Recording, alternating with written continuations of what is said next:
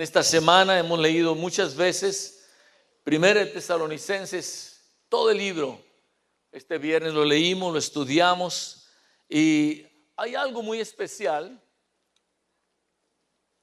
en este tema. Y yo quise llamar a este tema una iglesia ideal.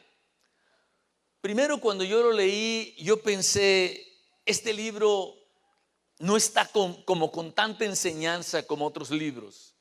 Pero después me percaté, me di cuenta que realmente la situación es que no había tantos problemas en Tesalónica como en otras congregaciones. Entonces no había tanto que corregir. Realmente era una congregación, podríamos decir, ideal en la cual congregarse, ideal en la cual edificar su propia vida. Y obviamente una iglesia ideal, pues tenemos que pensar que está formada ¿por qué? Pues por gente ideal, definitivamente. O sea, es realmente la gente la que forma, la que hace. El nivel de una iglesia en su vida de felicidad depende de la felicidad, pues, de cada uno de los que la componen. El nivel de prosperidad o de bienestar de una iglesia depende del bienestar y la prosperidad de cada uno de los que la componen. Entonces, estamos hablando de una iglesia ideal, de gente ideal, algo que Dios quiere que nosotros lleguemos a ver para que nosotros podamos caminar en ese sentido, avanzar en ese sentido. Cuando nosotros vemos algo, por ejemplo, yo le decía a mi esposa, me dan ganas de subirme en zancos. A mí siempre me han gustado las alturas. Y ahorita que vi, es algo que tengo mucho tiempo de querer. Si alguien no sabe qué regalarme, cumplo años el 5 de mayo, me puede comprar entre todos unos zancos. Le garantizo que voy a aprender a andar en zancos. Será para pintar el techo, no sé para qué, pero para algo los voy a usar. Pero cuando uno ve algo, uno puede sentir que es posible alcanzarlo, ¿cierto o no es cierto? Dice, wow, se puede. Entonces, cuando nosotros vemos algo en una iglesia ideal, decimos, esto se puede alcanzar. Cuando vemos algo en la vida de una persona, decimos, esto se puede alcanzar. Por mucho tiempo se dijo que nunca iban a correr los 100 metros en menos de 10 segundos. Por años y años y años. Y ahorita vemos que es solamente con una persona que lo brincó y luego muchos empezaron a hacerlo. Entonces aquí nosotros tenemos que ver eso y aprender ese modelo, vamos a decir así.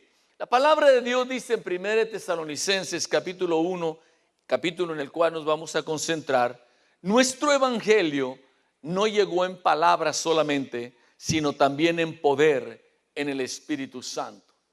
¿Cómo llegó el evangelio a esta gente de Tesalónica? En un lugar, una región, vamos a decir, donde estaban estas personas en Macedonia, y Tesalónica era una de las ciudades de esta región. Y dice la palabra de Dios que Pablo tenía una ruta trazada. Él iba a ir a visitar diferentes ciudades para predicar el evangelio, para decirle a gente que Dios tenía propósitos especiales para su vida. Y cuando él estaba dirigiéndose a un cierto lugar, dice la palabra de Dios que el Espíritu Santo se lo impidió y le dijo, Pablo, no vayas para allá. Y él no fue para allá. Y luego dijo, entonces, pues será que me voy a ir a tal ciudad. Y dice que el Espíritu Santo le volvió a decir, Pablo, no es para allá.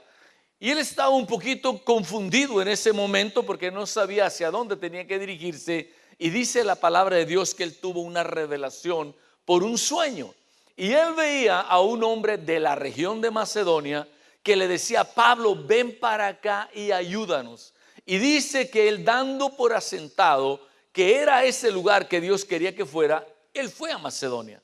Fue a este lugar, fue a esta ciudad, a Tesalónica, y empieza a compartir el plan de salvación. Les empieza a decir que ellos podían tener una relación íntima y personal con Dios. Les empieza a decir que realmente no tenían que vivir o estar buscando religiones humanas o cuestiones solamente pensamientos de las personas, sino que podían tener una relación íntima y personal con Dios, que podían venir delante de la presencia de Dios, hablar con Él y que Dios les contestara. Y esta gente es transformada.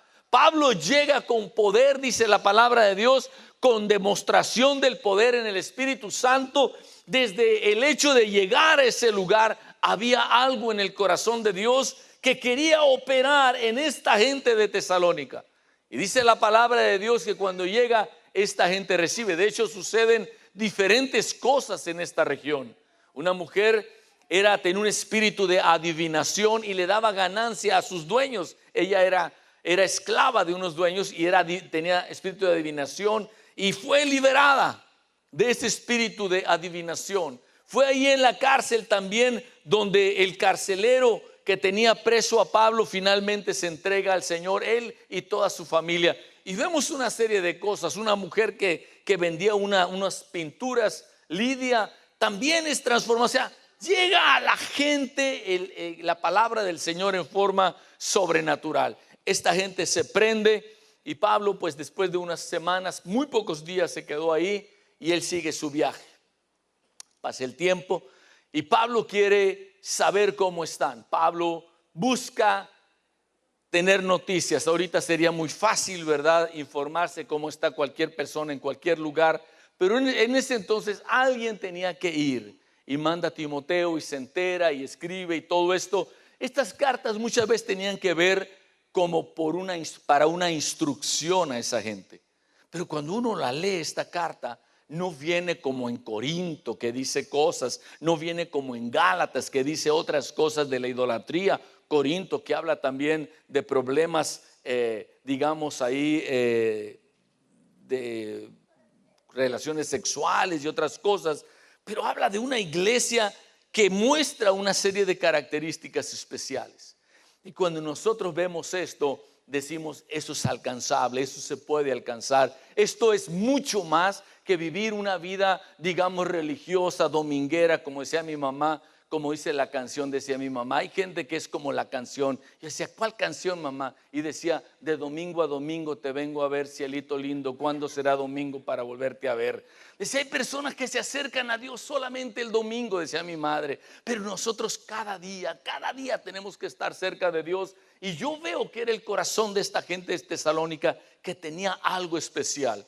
Y vamos a ver algunas cosas importantes, porque la palabra a ellos llegó no solamente como una enseñanza, no llegó solamente como una explicación y bueno, pues voy a considerarlo. Llegó con poder en el Espíritu Santo y cambió la vida de ellos.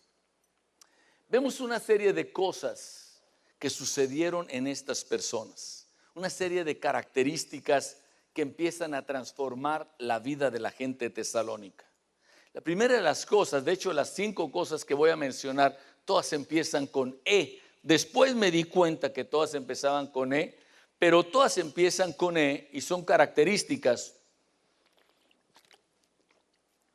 que se ven en una vida transformada, características que se ven en una familia transformada, características que se ven en una iglesia transformada. Y la primera de ellas es precisamente esta palabra, energía. Ellos tenían energía. Ellos quizá, el apóstol Pablo podía ver eso en forma especial, porque a lo mejor eran personas que no se les veía nada especial, no sobresalían en nada, pero ahora se podía ver energía. En la palabra de Dios el apóstol Pablo menciona y dice en el versículo 3, acordándonos sin cesar delante de Dios y Padre nuestro de la obra de vuestra fe, el trabajo de vuestro amor y de vuestra constancia en la esperanza en nuestro Señor Jesucristo. ¿Qué es lo que estaba diciendo Pablo?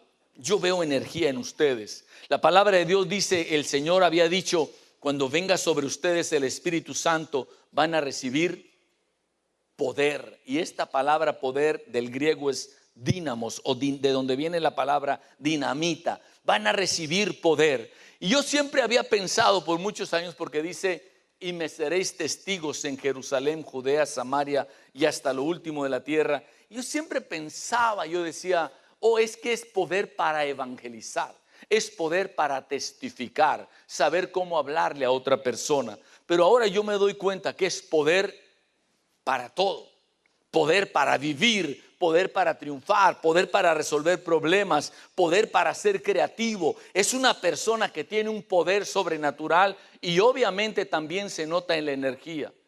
Uno puede ver La presencia del Espíritu de Dios dándole a uno energía especial. ¿Cómo están de acuerdo conmigo? O sea, una persona fusilánime, triste, débil, la palabra de Dios dice que esas personas por el Espíritu Santo pueden ser fortalecidas. Y era la experiencia de la gente de Tesalónica.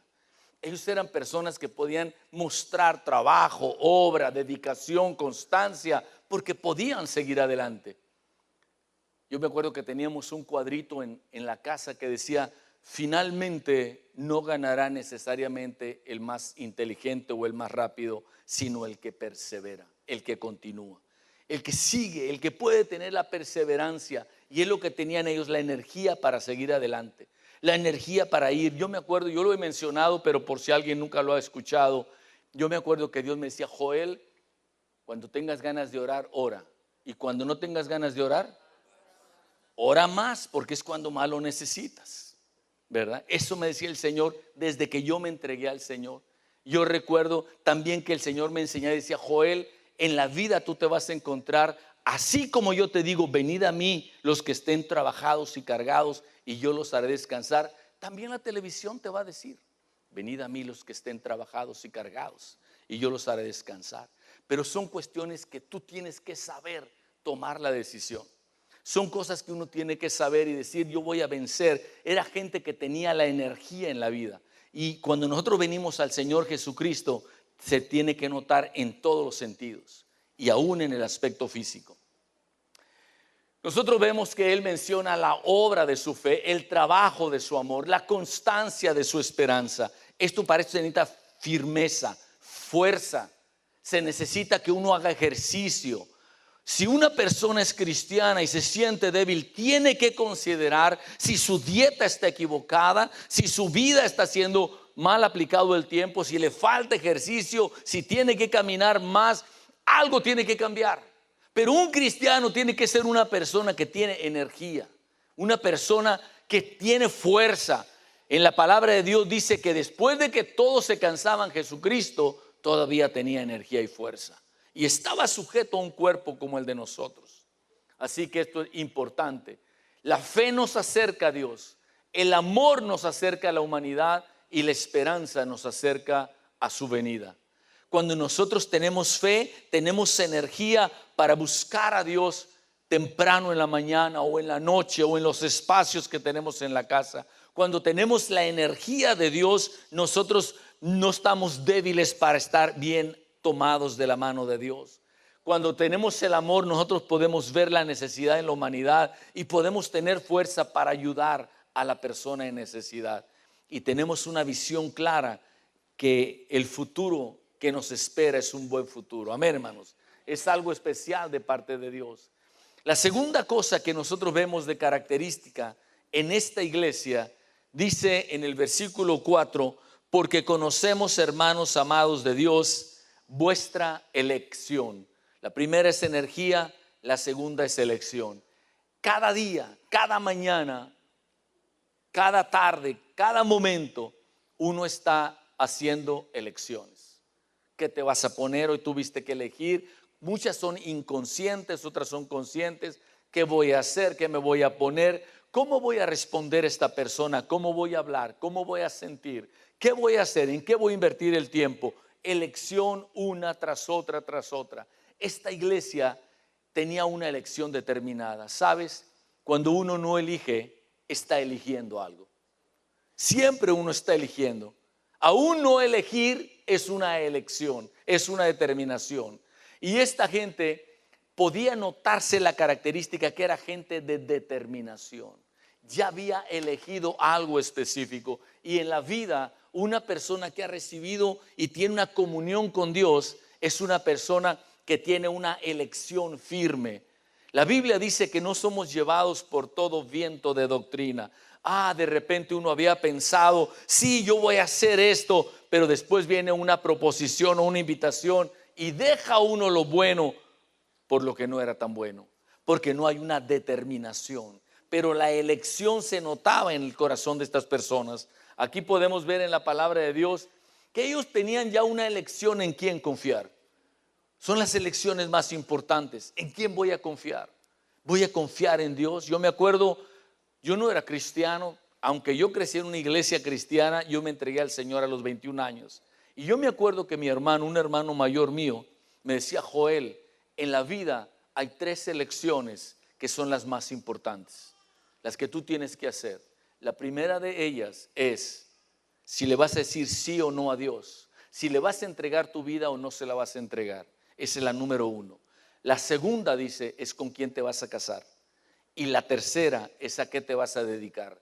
Pero si tú haces bien la primera elección, Dios te va a ayudar con la segunda y la tercera. Y mire mi esposa.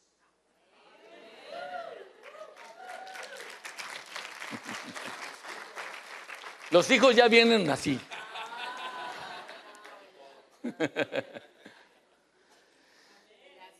Y la suegra, gracias, Padre.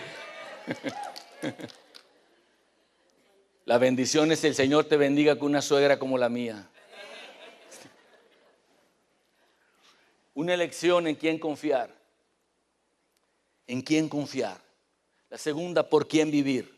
Era gente que tenía determinado: ¿por quién voy a vivir? No era persona que de repente parecía que sí se había entregado al Señor, pero no estábamos tan seguros si se había entregado al Señor. Parecía que sí confiaba en Dios, pero en los tiempos difíciles no estábamos tan seguros. Sino eran personas que habían elegido determinantemente en quién iban a confiar. Habían elegido determinantemente para quién iban a vivir, qué iban a hacer. Yo me acuerdo cuando fuimos a pedir a Cris, mi nuera, y Dios nos dio una palabra en la Biblia, en Malaquías. Ese fue mi devocional y de hecho fue el que fuimos a compartir ahí en la casa de los Peralta.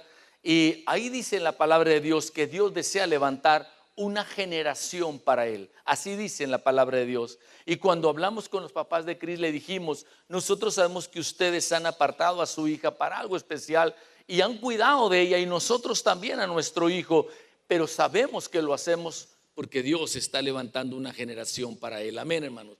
Hay una elección definida de parte de Dios y dice: esto es lo que quiero que hagas con tus hijos. Quiero que levantes una generación para mi gloria. ¿Cuántos están determinados a hacer eso, hermanos? Amén. Eso es lo que podíamos ver en esta gente tesalónica. Ya tenía una elección definida, determinada con respecto a sus hijos. ¿Por quién estaba dispuesto a morir? ¿Por quién estaba? El apóstol Pablo lo había dado de ejemplo a ellos y ellos estaban conscientes por quién valía la pena morir y por quién no valía la pena morir.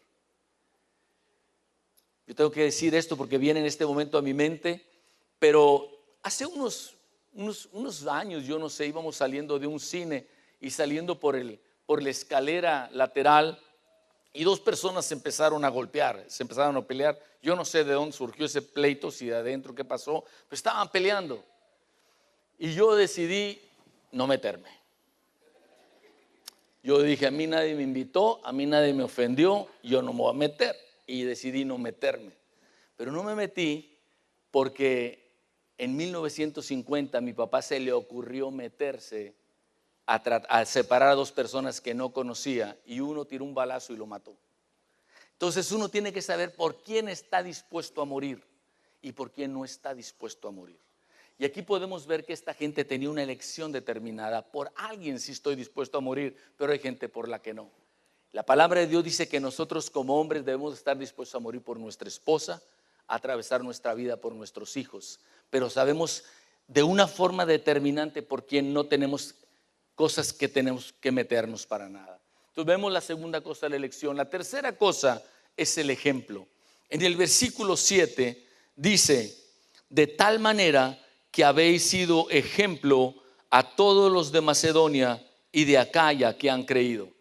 Yo estaba platicando este viernes pasado que yo pienso que esto de la reforma educativa está equivocada. No porque esté mal la reforma o esté bien, eso no tiene que ver, pero el enfoque de pensar que lo que tenemos que hacer es cambiar a los maestros para que se resuelva el nivel académico, no creo que sea ahí la solución.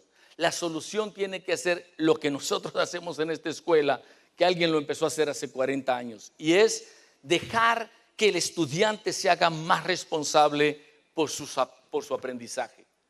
Hacerse la persona más responsable, desde más chico saber que es su responsabilidad aprender aprender a aprender lo antes posible. Que no se espere a la carrera, a la maestría o al doctorado para decir, ahora sí, yo tengo que tomar responsabilidad. Pero mientras tanto, maestro, maestra, enséñame. ¿Por qué estoy diciendo esto? Porque en la palabra de Dios dice en el versículo 6, y vosotros vinisteis a ser imitadores de nosotros y del Señor. Sabes, en una iglesia ideal, en un hogar ideal, en una familia, un matrimonio ideal, uno tiene que aprender porque uno aprende,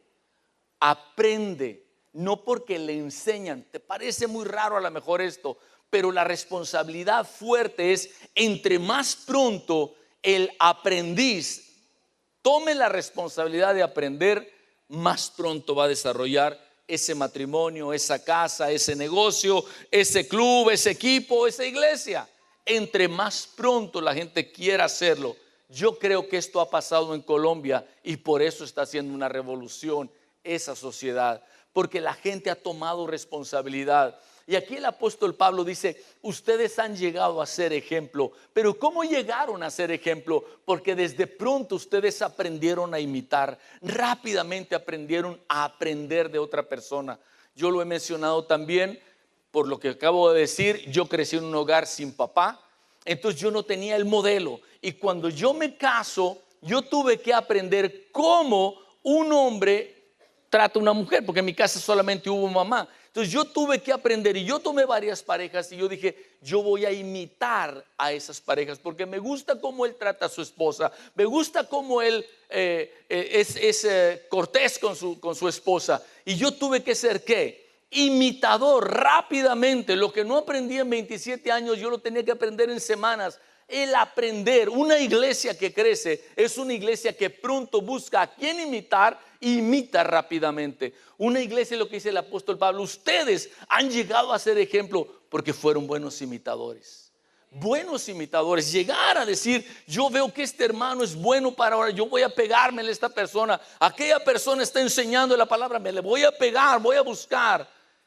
Realmente la importancia de todo esto, una iglesia ideal está formada por gente ideal y una persona ideal es el que dice, yo voy a tomar responsabilidad. Tú enseña, yo voy a tomar responsabilidad. Amén, hermano. Era una iglesia ejemplo, realmente que llega a aprender, que uno busque, que uno diga, yo soy responsable de mi crecimiento espiritual. En la Biblia hay una palabra que es clave, la palabra edificar. Edificar. Y cuando nosotros vemos en la palabra de Dios, cuando uno obviamente no puedo demandar que un bebé de meses de edad aprenda a esa edad, pero llega un momento lo antes posible que ya quiero que empiece a aprender. En la vida espiritual es similar. Una persona quizá es muy nueva y esa persona hay que enseñarle, casi tomarle la mano espiritual y enseñarle a hacer bolitas y palitos espirituales. Pero no puede uno pasar 1 año, 2, 5, 10 años y seguir haciendo lo mismo. Se necesita que la persona vaya desarrollando. Esa es una iglesia ideal. Eso es la que está formada por gente de este sentido. Entonces, esta gente llegó a ser ejemplo precisamente porque eran personas que habían aprendido a imitar a otra gente por imitar correctamente. La cuarta cosa que vemos, dice en el versículo 8, porque partiendo de vosotros, hablando de la palabra de Dios, ha sido divulgada la palabra del Señor, no solo en Macedonia y Acaya, que es Grecia, sino que también en todo lugar vuestra fe en Dios se ha extendido. Ahora quiero explicarte por qué puse la palabra entusiasmo. La palabra entusiasmo del griego surge de enteos, y enteos es en Dios. Una persona que tiene relación con Dios es una persona entusiasta. No es una persona que necesita que alguien le esté levantando en la mañana, echando ánimo, ándale, levántate, anímate, lee, ora, busca.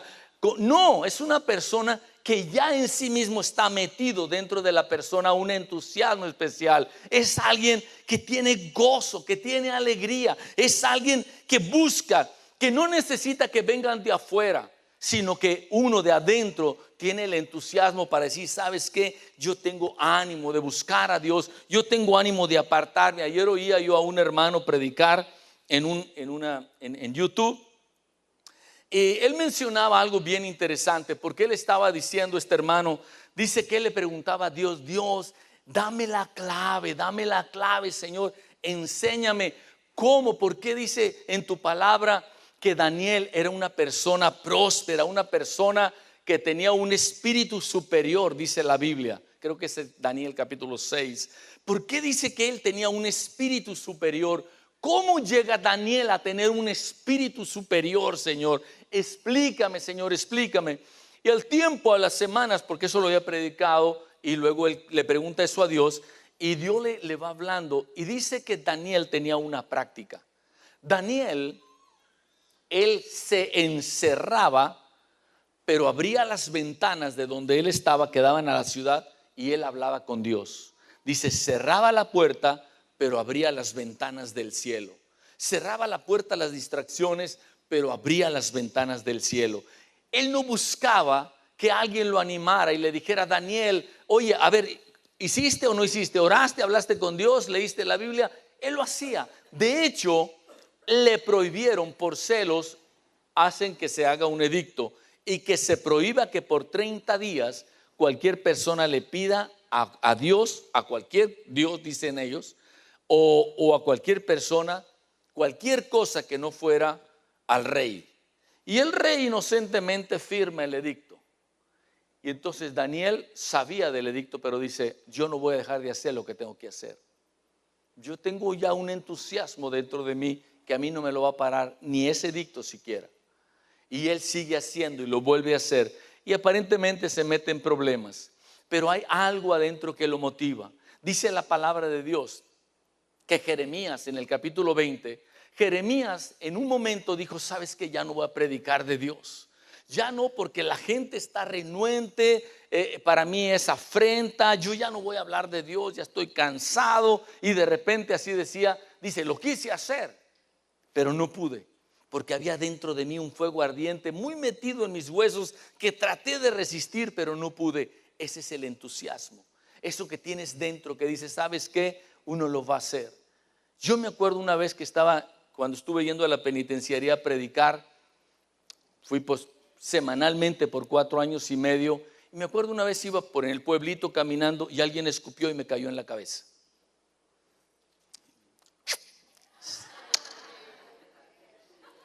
Es cierto, no me limpié, ¿verdad? No pasa nada. Dejé de ir, no dejé de ir. Yo creo que hay algo metido dentro de nosotros que es el entusiasmo a hacer lo que Dios quiere que hagas. Es algo que está metido dentro de nosotros que uno dice, lo voy a hacer porque Dios quiere que lo haga. Es más, siento hacerlo. Es algo que está metido dentro de mí. No me detiene nada, es el entusiasmo, una iglesia entusiasta a ir, a asistir, a no fallar. Yo los animo fuertemente. Dios, el Espíritu Santo, nos anima a nosotros. Pero nosotros tenemos que llegar en algún momento a dejar que esa semilla sembrada diga, ¿sabes qué? Yo voy a hacerlo. Vuestra fe en Dios se ha extendido. ¿Por qué? Porque había entusiasmo. Se ha extendido. Y sabes, cuando yo estaba viendo esto, vino a mi mente Ezequiel capítulo 47. En Ezequiel capítulo 47, que es una palabra profética escrita años antes, muchos años antes, está hablando cuando Ezequiel tenía 25 años junto con todo Israel de ser cautivos o seres, vamos a decir, un pueblo que había sido conquistado por los babilonios. Y él orando, Dios le da una visión, le da de hecho muchas visiones a Ezequiel. Pero en el 47 Dios le da una visión especial. Es parte de una visión muy grande que ya había empezado desde el capítulo 40. Pero ahí en el 47 dice que el Señor le da, en el Espíritu le muestra la casa, se refiere a la casa de Dios. Y dice que le muestra la casa y que del umbral de la casa salía un río. Y entonces un ángel que era el que lo estaba llevando a que conociera el aspecto profético de lo que iba a pasar, traía un cordel, dice, para medir, y midió 1000 codos. Y a los 1000 codos, dice, el agua me llevó por el río, el agua me llegaba a los tobillos. y me llegó a los tobillos el agua, y entonces él con el cordel midió otros 1000 codos, y a los 2000, otros 1000 más, el agua le llegaba a las rodillas. Y toma el cordel y mide otros 1000 codos y le llega hasta los lomos. Y después de eso dice que le vuelve a tomar otro, porque el agua iba creciendo, el nivel del río iba creciendo. Mete otros 1000 codos y dice: yo ya no podía caminar, porque el nivel del agua era tal que solamente a nado tenía que estar. Y luego dice la palabra de Dios, que el que se sumerja en ese río vivirá. El que se meta en ese río vivirá. Y aquí nosotros podemos encontrar que estas personas que estaban hablando de que su fe se ha extendido, y ya mucha gente, dice el apóstol Pablo: wow, ahora hay lugares que ni siquiera tenemos nosotros que ir a predicar, porque nosotros fuimos, les hablamos a ustedes, y su entusiasmo de ustedes ha corrido como un río.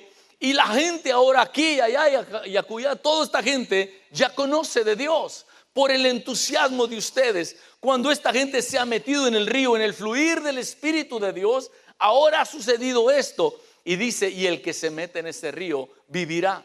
Y sabes, nosotros a veces vemos como persona o como matrimonio o como cristianos o como iglesia, personas que solamente nos quedamos a los tobillos y decimos: yo siento la presencia de Dios, la gloria de Dios que sale de la casa de Dios, del templo de Dios. Siento, ¿verdad? Más o menos puedo sentir la temperatura, puedo sentir la humedad, pero llego hasta ahí solamente. No me controla el Espíritu. Yo me puedo mover, puedo levantar mis pies, puedo dirigirme a la izquierda o a la derecha, pero uno se da cuenta que no está bien metido en las cosas de Dios. No está metido en el Espíritu de Dios. Entonces se mete uno un poquito más y siente un poco más la presión, y empieza uno a asistir de repente a una reunión, de repente a la célula, de repente a otras cosas, y uno siente que se está metiendo más en el río del Espíritu y de la presencia de Dios, de la gloria de Dios que sale de la casa de Dios. Y uno se da cuenta que antes algo le estaba faltando, que le estaba faltando meterse más en la presencia de Dios.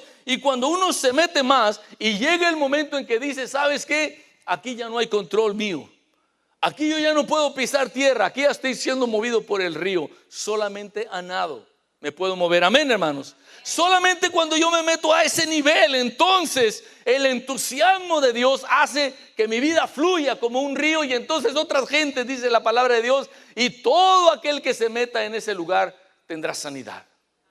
Todo aquel que se mete en ese río tendrá sanidad. Dice: son aguas que a los lados habrá árboles y peces y bendición, porque se mete en ese río. Es esa familia, esa persona, esa iglesia que tiene el entusiasmo, que está en Dios, pero no es un entusiasmo motivacional de la mente y de las emociones, es un entusiasmo por tener comunión con Dios. Amén. Decía el salmista: como el ciervo, el venadito, ¿verdad? Con la C, como el ciervo brama por las corrientes de las aguas, así clama por ti, oh Dios, el alma mía. Mi alma tiene sed, mi carne te desea en tiempo de sequedad, donde no hay agua. Eso es meterse, ese es el entusiasmo. Una iglesia ideal está formada por gente ideal, y una persona ideal es aquella que está metida en el fluir del Espíritu Santo. Amén, hermano. Es el que se mete en la palabra del Señor. Es lo que encontramos nosotros como un ejemplo. Vemos también en el versículo 10 la quinta expectación. Dice: y esperar de los cielos a su Hijo, al cual resucitó de los muertos, a Jesús, quien nos libra de la ira venidera. Esperar, tener una expectativa. De repente nuestras expectativas son cortas. Es que yo espero llegar a comprar un carro, yo espero llegar a tener novia, yo espero tener novio, yo quiero casarme, y esa es nuestra expectativa, lo más lejos que vemos. Decía mi madre: hay gente que no ve más allá de sus narices. ¿Cómo aprendí yo de mi madre? Pero a los años como que empieza uno a entender. Pero las expectativas de un cristiano no pueden ser aquí. Las expectativas de un cristiano son hacia la eternidad. Amén, hermano. Dice: estaban esperando. En todos los capítulos de este libro, en todos menciona que Cristo algún día va a venir. En todos dice: algún día va a venir Cristo, y el Señor va a levantar a los que han entregado su vida a Él. El Señor los va a reconocer. Es como si trajéramos un código espiritual y el Señor va a escanear inmediatamente, va a saber quiénes le pertenecen y quiénes no le pertenecen. Posiblemente antes uno dijera, ay, eso es imposible, pero ahora la tecnología nos ha dado ejemplo de que es la cosa más sencilla que hay. La expectativa, la expectación, nuestra expectación es que algún día lo veremos y lo conoceremos como Él nos ve y nos conoce a nosotros. Amén, hermanos. Así lo veremos. Dice: esperar de los cielos a su Hijo, al cual resucitó de los muertos, a Jesús, quien nos libra de la ira venidera. Y aquí es donde empiezan las elecciones. Aquí es donde yo digo, todas las personas que estamos aquí hayamos venido porque nuestro hijo quería venir o lo invitaron o lo que sea, pero todas las personas estamos en uno de dos lugares. O somos personas que ya dijimos: Señor, yo decido por ti, yo te recibo como mi Señor y mi Salvador, o estoy a un paso de hacerlo. No hay más. Toda la persona que tiene esta oportunidad o ya tomó la decisión o está a un paso. Uno pudiera parecer: yo estoy tan lejos de Dios. Quiero decirte que estás solamente a un paso. Nadie está más lejos de Dios que un paso. Es lo más lejos, un paso solamente. Y ese paso que uno tiene que dar es, en un momento determinado, decir: yo recibo la palabra de Dios, la recibo con el poder del Espíritu Santo. Yo recibo de parte de Dios. No solamente decir: es que me voy a cambiar de la iglesia A a la iglesia B. No, es: yo voy a cambiar de ser una persona fuera de Dios a estar con Dios, buscar a Dios. Donde quiera que yo me encuentre, mi corazón y mi vida va a latir por Dios. Amén, hermanos. Y es lo que yo veo. Dice la palabra de Dios: nuestro evangelio no llegó en palabras solamente, sino también en poder, en el Espíritu Santo. Esta es la gran diferencia. Cuando el evangelio llega a nuestra mente en palabras solamente, hoy solamente son palabras, palabras, palabras. Yo lo que he escuchado son palabras. Estas palabras me gustan más que aquellas palabras. Pero una cosa muy diferente que transforma la vida de la persona es cuando las palabras vienen con el poder del Espíritu Santo. Cuando uno dice: wow, parece que sabían exactamente lo que me estaba pasando. ¿Cuánto les ha pasado que de repente escuchan una predicación y dicen: parece que Dios me estaba hablando directamente?